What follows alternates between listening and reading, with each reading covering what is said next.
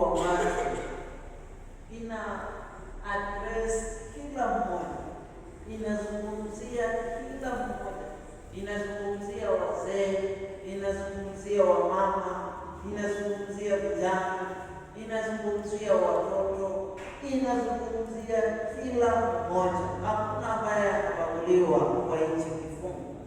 Na utangulizi ni hii ya kwamba Paulo anaandikia mtoto wake wa kiroho, na huyu mtoto wake anaitwa Titus. Anamwandikia haya maneno na anamwambia hivi kwa Kiswahili: lakini wewe nena mambo yapasayo mafundisho yenye uzima. Praise the Lord. Lakini wewe nena mambo yapasayo mafundisho yenye uzima. Ukianza na hiyo neno inakwambia kitu fulani ya kwamba kuna nguvu kwa maneno, na jambo ambalo unanena, kuna maneno ambayo unanena iko na uhai na mengine hayana uhai. Haleluya. Kuna ingine ni ya baraka na kuna ingine ni ya kulaani. Lakini hapa maana huyu mtu anaambiwa na Paulo ya kwamba chochote ambacho atanena kwa mafunzo, kwa nini anene maneno yenye uzima. Na tunajua ya kwamba Yesu anasema ya kuwa yeye ndiye njia tena uzima wa milele. Haleluya. Hivyo basi kitu ambacho Paulo anaambia huyu mtu au Titus, anamwambia nena Yesu. Tena fanya kulingana na jinsi ambavyo Yesu angefanya. Kwa kutembea kama Yesu, kwa kuongea kama yeye, kwa kunena kama yeye. Haleluya. Yaani mtangulizi wake anamwambia be an example, kuwa mfano, kuwa kielelezo. Unakumbuka pia Paulo akiandikia Timotheo wa pili 4:12 ya kwanza 4:12 anamwambia hivi: na yeyote asidharau ujana wako, bali uwe kielelezo. Praise the Lord. Uwe kielelezo kwa utakatifu, kwa kuamini au uaminifu, kwa kunena, kwa kutenda wema, uwe kielelezo. Hivyo basi ni hivyo tu ndivyo ambavyo Titus anaambiwa, na ndio maneno ambayo pia ninawaeleza ya kwamba tuweni kielelezo. Tunaponena tunene uzima, tunapotembea tutembee kwa uzima. Hivyo ndivyo Paulo anaanza kwa utangulizi huo ya kwamba mafundisho yenye uzima. Huyu mtu ni kama kiongozi au mchungaji wa kanisa, anaambia sikiza, mafundisho hiyo yafundishe mambo yenye uzima. Na pia akaendelea kusema hivi ya kwamba sasa kwa hayo mambo ya uzima anaanza kumwambia ya kwamba kwa wazee. Praise the Lord. Sasa anaanza kuwaeleza wazee wafanye nini, ndio kwamba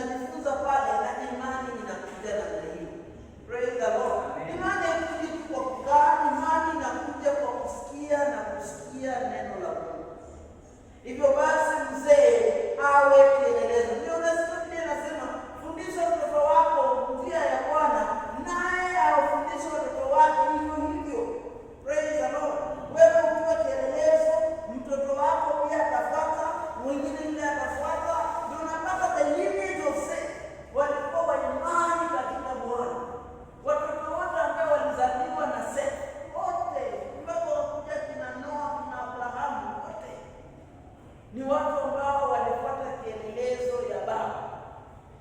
Haleluya! Tuwe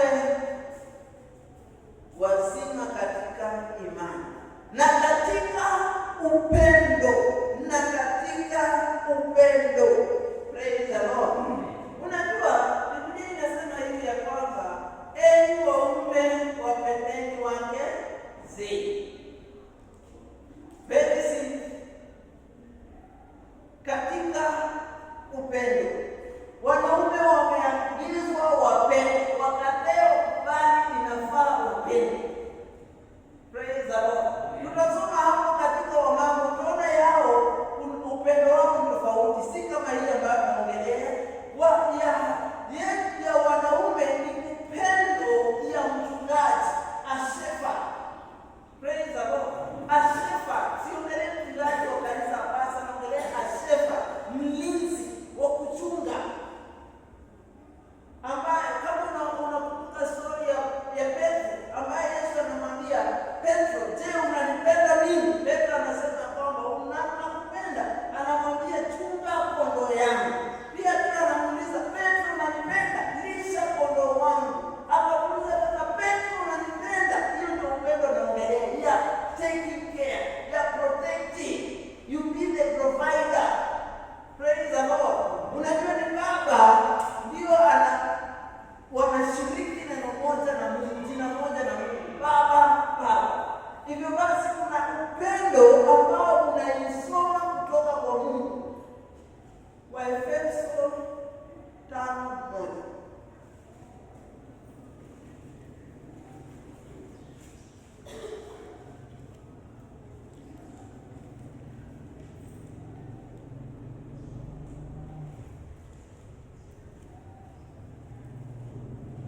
Inasema hivi: hivyo mfuateni Mungu kama watoto wanaopendwa.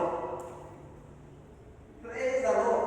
Nimetaka kwa hivyo mfuateni Mungu, be imitators of God, kama watoto wanaopendwa. Be imitators of God. Ukiwa imitating inamaanisha hivi, kama ukitupa mguu, mwenye anakufuata nyuma anatupa mguu kama hivi. Ukipeleka mkono ni hivyo. It's different from copying. Copying ni something unaweza fanya kitu fake. Ukuwe na original na there is something also fake. That is copying. But now the imitating is different. Huyu anafanya hii, wewe anafanya hii. Akiinua unainua. That is not imitating someone. Praise the Lord. Na pia Mungu anatuambia sasa, Paulo anatuambia kwa Efeso, let's imitate God. Ya kwamba Mungu ni Mungu mwenye upendo. Mungu ni Mungu, we call him God the provider. We call him God the protector. We call him God the defender. Na pia Baba, upendo wako inafaa kuwa unastiri hivyo vyote. Ya kwamba wewe upendo huo unaweza kinga. Upendo huo unaweza okoa. Upendo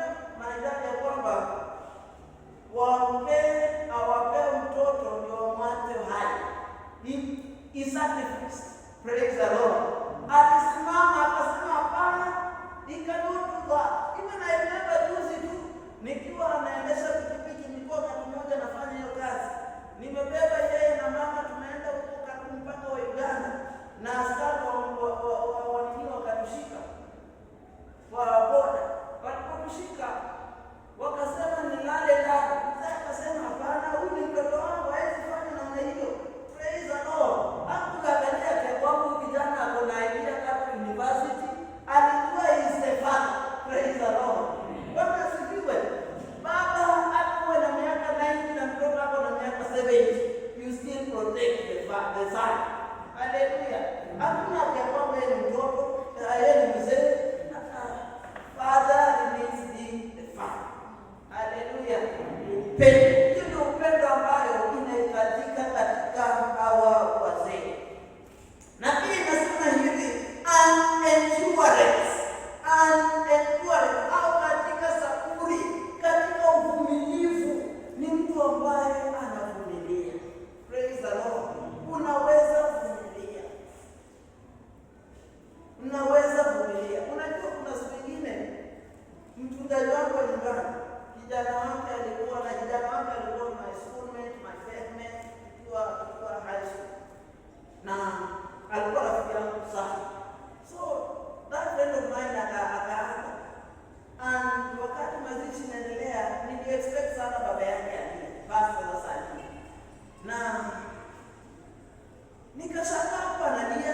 I went to ask, yaani pastor hajakuzwa, huyu ni mtoto wake, hajakuzwa. Na nikaambiwa hivi, aliambiwa kwamba mchungaji hata kama unalia au mbele ya watu. Praise the Lord. Anaambia hivyo. Akaniambia mchungaji kama unalia au mbele ya watu, unavumilia, uonyeshe machozi. Wewe unalia kwa huruma, alafu unatoka ukifanya uko sawa. Praise the Lord. Mzee ni mtu ambaye anavumilia. Praise the Lord. Haonyeshi ati mtoto akilia hakuna lunch, wewe unalia ati hakuna lunch. Mtoto akilia hakuna sababu, wewe unalia ati hakuna sababu. Hapana, haijana na hiyo. Praise the Lord. Hata kama kwa moto chemsha, onyesha tu kuna amani. Praise the Lord. Ndio baadaye kesho anakuja kujua kama amelala, ameamka, na anakuja kujua hakuwa na lunch, hakuwa na sababu. Bwana asifiwe. Ni mtu mwenye anavumilia, si mtu anakaa mnyonge hivi. Ati mambo yanaenda vizuri, sasa unaanza kulilia kila mtu. Nani mzee? Unalilia nani? Praise the Lord. Mtu ambaye anavumilia. Mvumilivu. Bwana asifiwe. But imagine saizi tuko na president. Na waanze kusikia vile sisi tunalia uchumi ni mbaya, yeye analia uchumi ni mbaya. You can just imagine tutakuwa wapi na hivi. Maana simama asema uchumi ni mbaya. Hata kama inakaa hawezi sema, maana anajua sisi tunamwangalia yeye. Na akisema anajua haitakuwa mwisho wake. You can't say that. You just give people hope. Bwana asifiwe. Unapewa watu tumaini. Hata kama hakuna tumaini, wewe msipee watu tumaini. Pea tumaini. Ambia wewe kwamba next week tunafungua shule, hakuna school fees. Don't worry. Kuna baadhi ya watu wanategea. Bwana asifiwe. Na hivyo ndio kwenye mambo inakuwa. Kuna tu hali nategea, usijali. Wewe osha uniform. Usianze kumwambia kikaa kwanza nikipata pesa nitaosha uniform. Ambia yeye basi hayo weka vizuri. Tengeneza mambo. Tafuta viatu weka pale. Praise the Lord. Verse 3. Vivyo hivyo na wazee wa kike. Sasa tunamaliza wazee wa kiume. Wazee wale wazee. Unajua kuna wale wazee na kuna wazee wa kiume. Praise the Lord. Kuna wale wazee wenye wameenda 40 years ndio iko sawa. Wamama pia tunaongelea sawa, mama wale wazee kidogo. Praise the Lord. Vivyo hivyo wazee wa kike wawe na mwenendo wa utakatifu. Praise the Lord. Wawe na mwenendo wa utakatifu. Unajua kuna mama ambaye tunaweza kusoma sana kwa maandiko, anaitwa mke wa Lutu. Yule mama alikuwa mzuri na mambo mazuri. Lakini wakati mmoja huyu mama wakakuja kuokolewa na walipewa simple instruction ya kwamba nyinyi mwende, lakini msiangalie nyuma. Utakatifu ni wakati umepewa jambo unasalia na hiyo neno, hauwezi geuza. Hata hali kuwe namna gani, haiwezi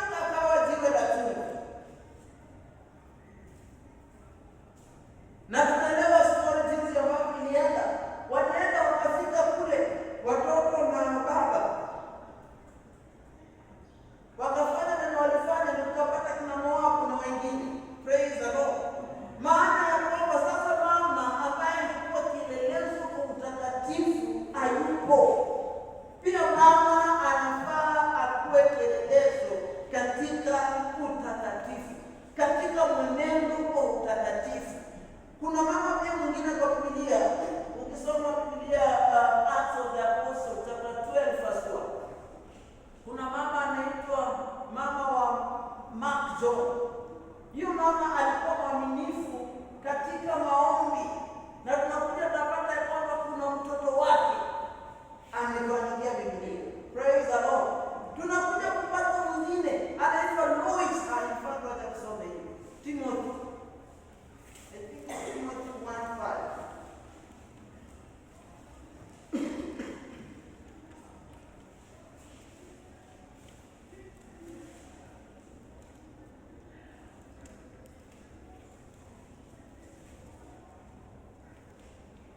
Inasema hivi, nikikumbuka imani ulio nayo. Timotheo wa pili 1:5. Ukikumbuka imani ulio nayo isiyo na unafiki, ambayo ilikaa kwanza katika bibi yako Loisi, katika dada yake Loisi, na katika mama yako Eunice, nami nasadiki wewe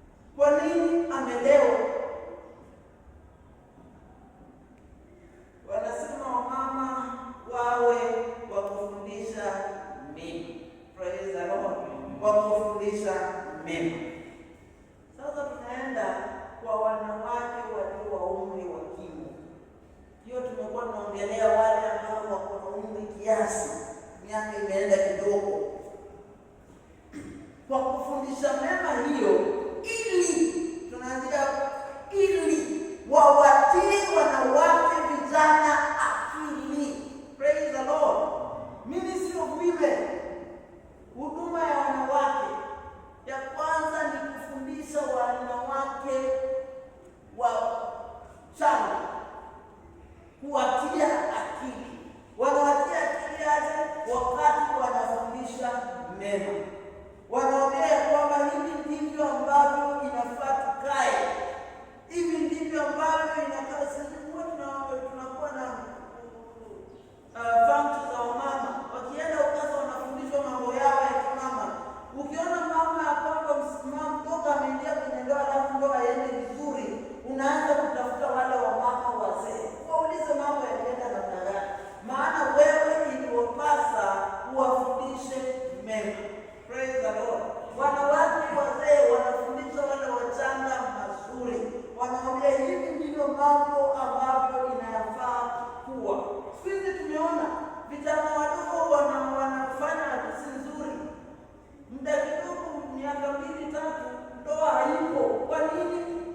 Kukosa mafundisho mema. Bwana asifiwe. Kukosa mafundisho mema.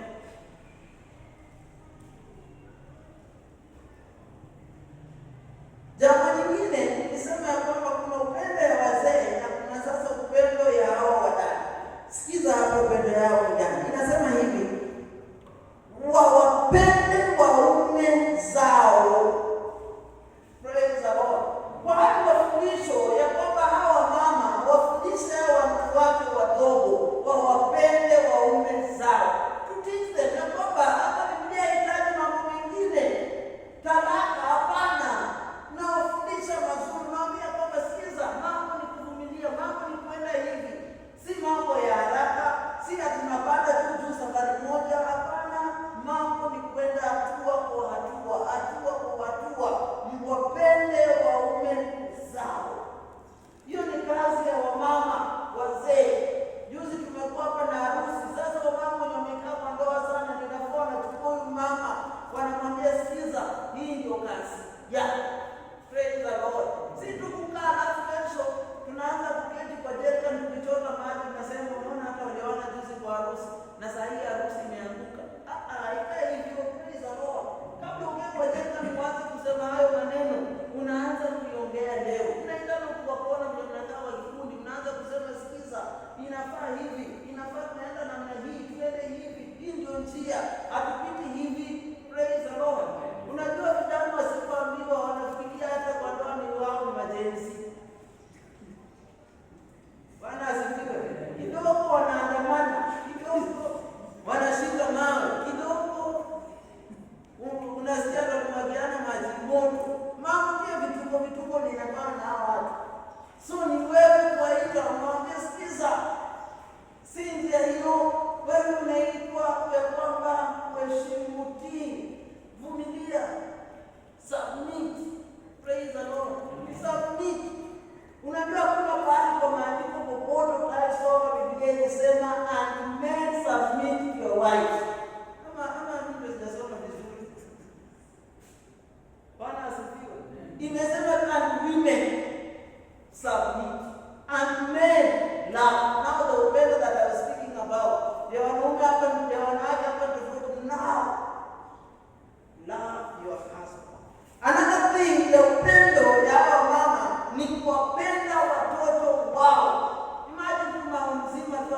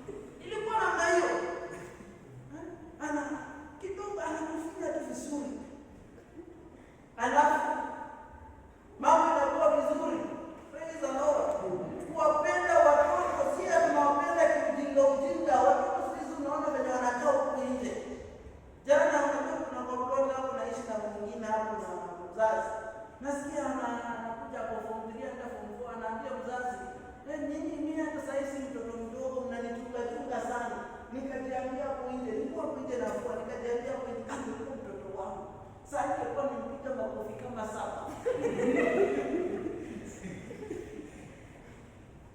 Ukweli nilijiambia hivyo. Na ukweli alikuwa wangu. Leo nilikuwa nasema mwingine.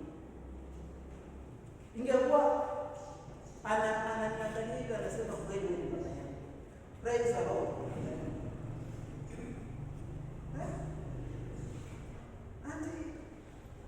Ati hata mimi nilikuwa sana kwa mnanichunga na kudai. Unajua wewe ni kwamba mimi nikiwa hivi kwetu nikiingia kwetu saa 2 na mashakula nikiwa hivi venye nasema hivi. Sitakula nitakaa mpaka kesho. Mama yangu hakuna sheria moja kama si mzee wake ukikuja wakati wa shakula hakuna kukula.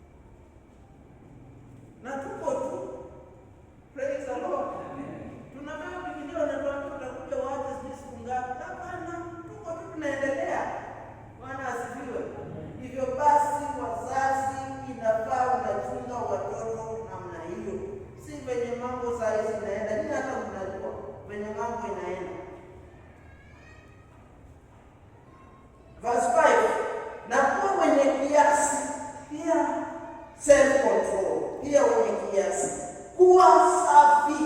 Praise the Lord. Kuwa safi, kuwa safi. Tukiongelea mambo ya self control, si watu wa hasira, si watu wa nini.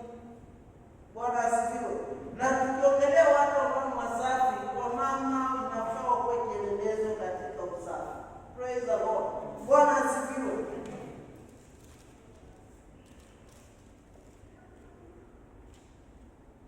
Na usafi naongelea si safi utakatifu. Kwa Kiingereza inasema hivi, to be discreet, keep us at home. Praise the Lord. Keep us at home. Usafi katika nyumbani, huko kwa boma, unawafundisha, unaambia kwamba ukipika ukimaliza kukula unaosha vyombo. Na kuna mama wenye wako na vyombo vingi wanakula wakisoko, wanasoko mpaka wanasoko na jiki. Bwana asifiwe.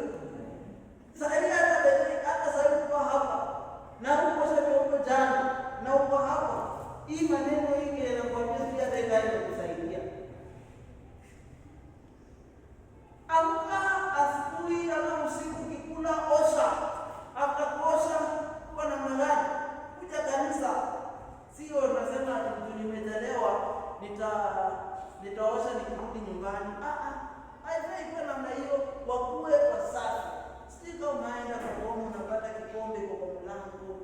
kidogo kidogo hivi ndio unaruka, ingine ni kijiko, mpaka ni mgeni unaanza kukoleka, na mwenyewe hata atishiki anasema hivi na Mungu akipita. Kuna watu wako hiyo hata si roho hiyo tumekubabu uchafu.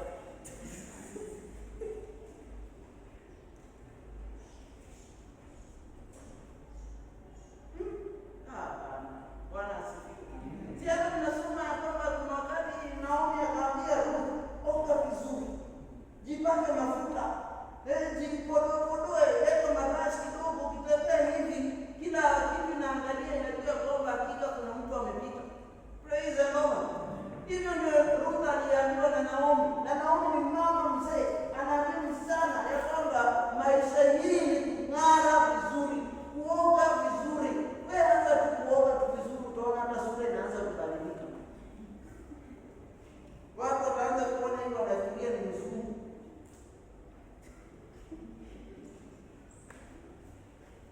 Kufanya kazi nyumbani kwao. Unajua kuna mama wengine nimewaona huko kwetu, na hii naongea tu na bure. Wao wanaamka asubuhi, wanaenda kanisa kuomba Monday, wanaomba mpaka saa 11, wanaamkia Wednesday tena wanaanza kuomba, tena wanaamkia Thursday wanaenda kuomba, alafu Saturday wanaenda kuosha kanisa, alafu Sunday wanaenda kanisa kuhubiri leo. Hey, Bwana asifiwe. Hey, nikiwa mchungaji na ukiwa mshirika wangu na ukiwa na ujinga ya namna hiyo, kweli na ukweli, nitaamka tu asubuhi na list ya washirika. Bwana asifiwe. Sina na hiyo amka afanya kazi. Wewe ni housewife. Hapana, amka anza kuuza mboga hapo nje kwa kibanda. Praise the Lord. Anza kuuza kibanda mboga kidogo kidogo. Sisi tunakaa tunangojea asubuhi jioni uletewe kule. Hey. Kwa nani?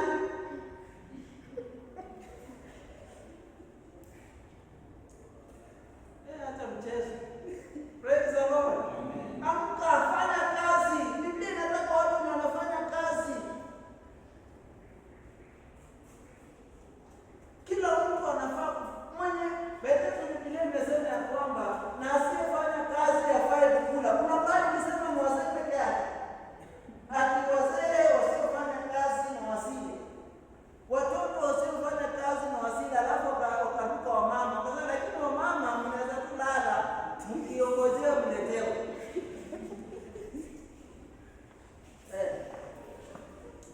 Wafundishe kufanya kazi. Bwana asifiwe. Kuwa wema, kuwatii waume zao wenyewe, kuwaheshimu, wakuwe na ile respect. Najua ni society inatufundisha equality and all that, and gender everything, gender equality na women. When it comes to scripture, it's very simple. Kutii. Bwana asifiwe. Kutii waume zao. Hata kama utakuwa na lawyer wa kwenda kukusimamisha, kukutetea, lakini kama umeokoka, elewa Biblia inakwambia very simple. Hata wewe ndio president wa Tanzania na Biblia imesema hivyo, it remains the same. Praise the Lord. You can never change. You can change the constitution, but you can never change the word. The word will always remain the same.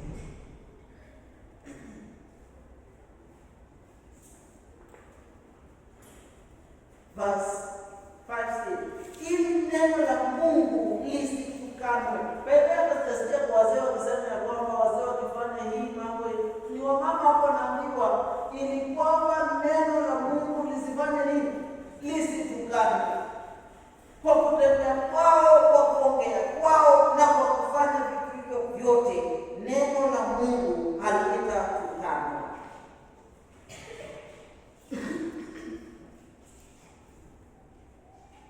Muda umeenda sana.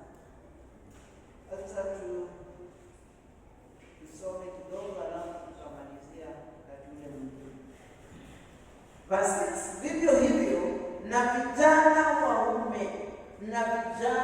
waume. Tumeongelea kina dada wachanga, sasa tunaongelea kina vijana. Vijana waume wanarika waone kuwa na kiasi. Almost everyone wanaambiwa hivyo. Be a person of self-control. Be a self-controlled person. Praise the Lord. Usiwe mtu ambaye maisha yako haina mwelekeo. Kwa wazee wameambiwa the same, kwa mama hivyo, watoto wakina mama wanarika hivyo. Sasa wa vijana pia wanaume the same. Wawe watu wenye mwelekeo, self-control katika mambo yote, ukijionyesha wewe mwenyewe kuwa kielelezo cha matendo mema, na katika mafundisho yako ukionyesha usahifu na ustahifu. Praise the Lord. Biblia inatuambia kwamba tuwe watu ambao we have integrity. Vijana, watu wenye integrity, watu wenye hawana corruption them, watu wenye hawana mawaa, hawana lawama, watu ambao ni soba. Na naambiwa kwamba na ukiwa kielelezo. Timotheo nasema hivi, Timotheo wa kwanza 4:12 nasema hivi ya kwamba mtu awaye yote asidharau ujana wako, bali uwe kielelezo kwao waaminio katika kusema. Kwa kusema uwe kielelezo. The way you speak, your speech uwe kielelezo. Usiwe kijana ambaye unaongea mambo si mazuri. Na pia naambiwa ya kwamba na mwenendo, kwa mwenendo wako, vitu ambavyo unafanya uwe kielelezo. Jambo lingine ni katika upendo. Pia vijana katika upendo uwe kielelezo, na imani, na ya mwisho unaambiwa na usafi. Praise the Lord. Uwe kielelezo pia katika usafi. Hao ni vijana pia uwe kielelezo katika usafi. Usikuwe tu kijana ambaye unaishi maisha hivi, unaamka uogi, uoshi nguo, unaishi katika uchafu, alafu mapili unakuja hapa tu hapa. Praise the Lord. Mungu uketi katika usafi. Na tunaongea usafi ya purity, tunaongea usafi ya cleanness. Bwana asifiwe. Nakumbuka Biblia inaambia wana wa Israeli Exodus 19 kwamba Mungu anakuja kuwazuru. Na akikuja kuwazuru, anataka hapo nje pasafishwe pote. Nje pasafishwe, iwe safi, iwe clean. Akasema ya kwamba na akiona uchafu wowote ule hawezi shuka. Praise the Lord. Akiona uchafu wowote ule hapo nje hawezi shuka, yeye atabaki kule. Mungu hudumu katika usafi, hygiene, usafi wa mwili, usafi penye unaketi ya kuoga. Mungu uketi katika usafi.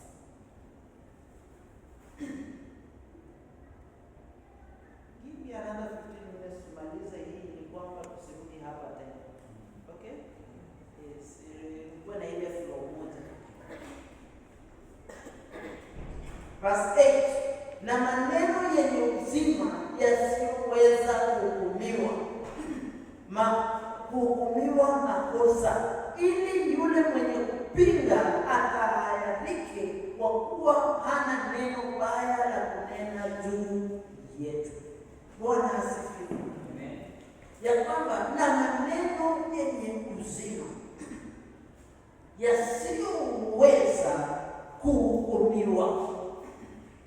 Unajua kuna mtu kwa Biblia anaitwa Samueli. Sijui ni nani anaweza kuwa kama Samueli hata kwa kizazi cha leo. Na asimame na aseme hivi, kama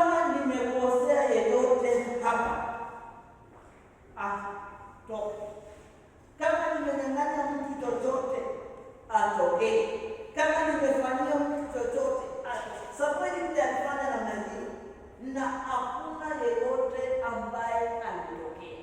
Na Biblia inatuambia tukiwa vielelezo kwa kunena na kwa kufanya mambo hayo yote, tusiwe na chochote ambacho kinaweza kuhukumiwa. Praise the Lord. Ninajua kwamba mtu anaweza kuhukumu kwa kitu chochote, labda kwenye nilisema jana, anaweza kuja aseme ya kwamba jana ulisema hii na yenyewe hiyo inaenda kinyume na Biblia. Jana ulisema hii inaenda kinyume na neno la Mungu. Jana ulisema hii. Sisemi tuko malaika, ninasema ya kwamba tuwe vielelezo. Praise the Lord. Just read your part. Fanya sehemu yako. Paulo anasema ya kwamba yeye kwa Paulo hajafika, lakini bado anakaza mwendo. Kwa kufanya nini? Kwa kusahau yaliyopita. Kwa kusahau yaliyopita. Hivyo basi usiwe na chochote ambacho inaweza kuhukumiwa. Ili unajua kwamba adui ni mshtaki wetu. Hivyo ndivyo ambavyo Biblia inamuita mshtaki. Zakaria chapter 3, mshtaki. Yeye ako pale kushtaki kila wakati, na anajaribu kutafuta legality ili kwamba aitumie kinyume na wewe. Watumwa, hivyo basi pia Biblia inakuja kuongea, nimesema tunaongelea kila mtu. Watumwa na watii Bwana sawa, wakiwapendeza katika mambo yote. Ukiwa umeajiriwa anyway, na ukiajiriwa Mungu pia yuko pale na sawa mtu hivi. Hivyo basi Biblia inasema hivi, wakipendeza katika mambo yote. Wewe ukiwa umeajiriwa au namna gani, ya kujua ya kwamba inafaa uheshimu. Praise the Lord. Inafaa uheshimu ukifanya mambo jinsi ambavyo inapaswa kufanya. Kumbuka Mordekai. Mordekai akiwa kuongea bado alimpendeza bwana wake. Praise the Lord. Ndio umewekwa. Kama ni kufagia, fagia mpaka wengine waseme hii faithful sleeper. Hivyo ndivyo ambavyo inafaa iwe. Si iwe tunafagia ukilalamika, huyu amepewa posho kidogo, mimi nimepewa kubwa. Hapana.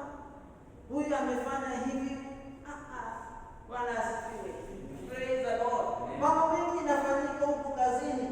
Mambo mengine ile yanakushinda, unaachia Mungu. Bwana asifiwe.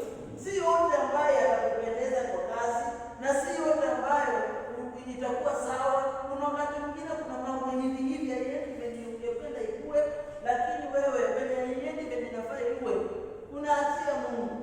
Praise the Lord. Kwa sababu usipoachia Mungu, ukianza kusema wewe unaanza kupigana hivi, utapigwa. Na unajua ukipigwa utashindwa. Unaachia Mungu afanye venye atafanya. Praise the Lord. God himself knows better. Anajua jinsi ya kufanya venye mwenyewe anafanya. Yeye ndio Mungu. He is the potter. You are the clay. Acha tu atengeneze. Praise the Lord. Wewe fanya. Wasiwe wenye kujibu. Ya kwamba anasema hivyo unasema hivi. Anasema hivyo unajibu namna hii. Bwana asifiwe. Isiwe namna hiyo. Vumilia, kuwa mwenye kiasi. Wasiwe waimbaji. Unajua kuna watu ambao wanauzia watu duka, ama wanauzia watu huko. Wakitoka jioni wanatoka na credit, ile scratch card. Wakitoka jioni wanatoka na stars wameficha kwa gambut. Wakitoka jioni wanatoka na kitia wenyewe. Bwana asifiwe. Usiwe mwibaji. Na pia kuiba tuimbanishi hizo vitu tatu. Pia hata wakati time. Bwana asifiwe. Umeingiliana kuingia saa 2, uone ingia saa 2 na dakika 5. Alafu inakuwa namna gani? Unasema unajua boss busy anakuwa rafiki yangu. Hakuna cha ubeste. Mwizi ni mwizi. Bwana asifiwe. Unajua kuna siku nyingine nikiwa shule, tukiingia kwa gate tunaandika tani ya kuingia. Na kweli tuliingia, mimi niliingia around 6:55 na nafaa kuingia 6:50. Another teacher akakuja akaniambia Joshua Siban, hata sijui ndio nimaliza mpaka leo. Na akaniambia andika 6:50 ndio mimi andika hapo 6:50. Nikamwambia tu hivi, tuko ungetaka kuandika 650 ungekuja mapema. Praise the Lord. Si umeiba, wewe ulikataa kuamka mapema. Sasa lawama ni ya nani? Kama ilisema ni 650 kuja 650. Kama ilisema ni tunaweza iba mambo mengi sana. Walisema fanya hivi ukaenda shoka. Unajua kuna watu wengine wenye kuwapea receipt na edit ya duka. Unamtuma hata sukari, mchele na nini yote. Anaenda hata mwenyewe labda anaenda receipt kwa nyumba. Hizo receipt anachukua tu anakata anaandika. Tusiwe waipaji, bali waonyeshe uaminifu mwema wote, ili wayapame mafundisho ya Mwokozi wetu Mungu katika mambo yote, ambayo inahitajika kwa ambao wameajiriwa ni fupi, ya kwamba wawe waaminifu. Praise the Lord. Be faithful. 1 Corinthians chapter 4 verse 2. Tusome hiyo.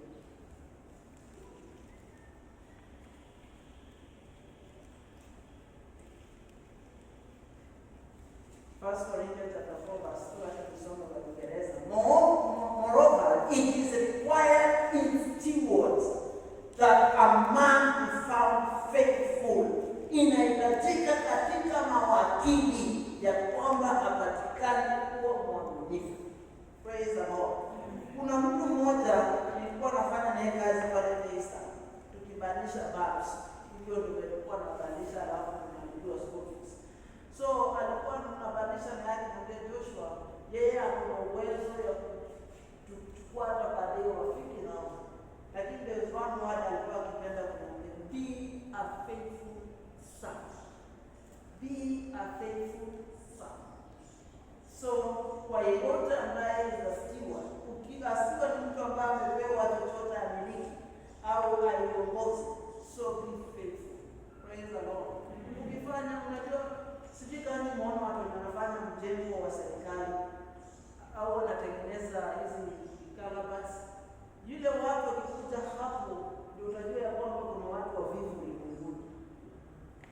Siku ya kwanza watakuja wapime, inafaa waweke kama. Siku ya pili watakuja wanini upande huu. Alafu wanaketi chini wapige story. Siku ya tatu wakuja wanini upande huu. Siku hiyo nyingine, yani itatake like a man waeke hiyo kitu hapa. I don't know if you have seen it. Hao wanatengeneza tu mjengo wa barabara na ni wa serikali. See them, watch them. Au kama umeajiri mtu na wa mjengo na wewe ndio boss, toroka hivi saa 2 na usiwape kipimo, wacha kuwafanya. Utakuja unawapata wameketi tu, na kama uko na kisima ya maji, enda hapo kesho yake mwingie huko ndani. Utapata walimwaga mpaka simiti huko chini. Jua hii kuisha. Si unajua mimi nimekuwa huko. Sasa najua nasema kile nimeona na kile nimefanya. Bwana asifiwe. Ukweli iko namna hiyo. Inasema wawe waaminifu. Maana neema ya Mungu iwaokoayo wanadamu wote imefunuliwa.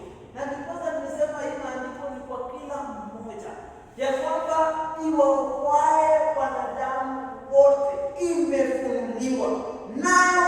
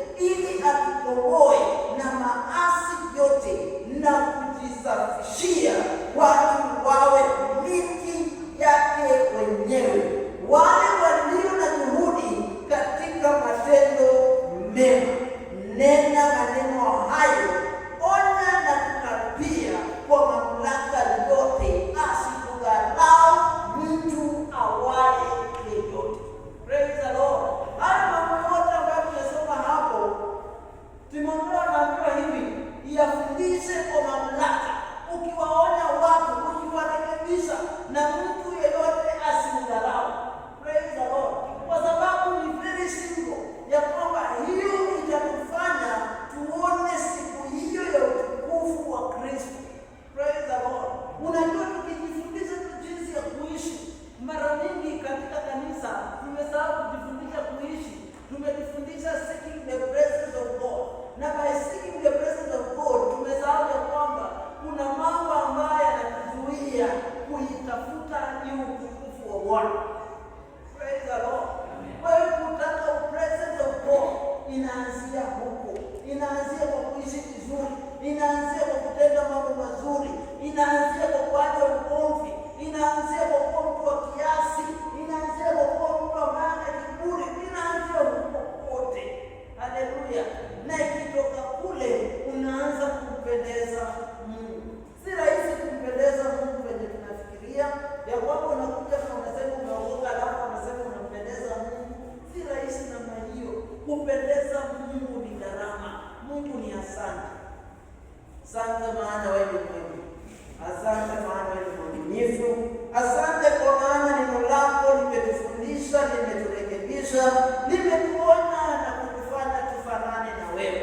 Hivyo basi Bwana, ili kusudi letu likutamani, utusaidie neno hili likazae na likakae ndani yetu, likazae matunda, likawe zaidi na zaidi Bwana, ili kwamba tukakufurahishe wewe Bwana. Ukatusaidia tukadumu katika imani, ukatusaidia tukadumu katika neema, ukatusaidia Bwana tukadumu katika neno, ili kwamba mwaka ujao tuishi wa Kristo wenye maana na Wakristo ambao wataishi na kuzaa matunda bora. Katika jina la Yesu Kristo tunaomba na kuamini. Amen. Asante sana, Mungu akubariki. Karibisha mchungaji.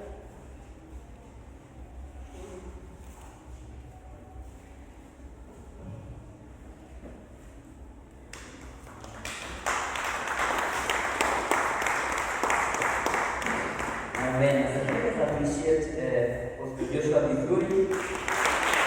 Asante sana kwa hiyo funzo ya asubuhi.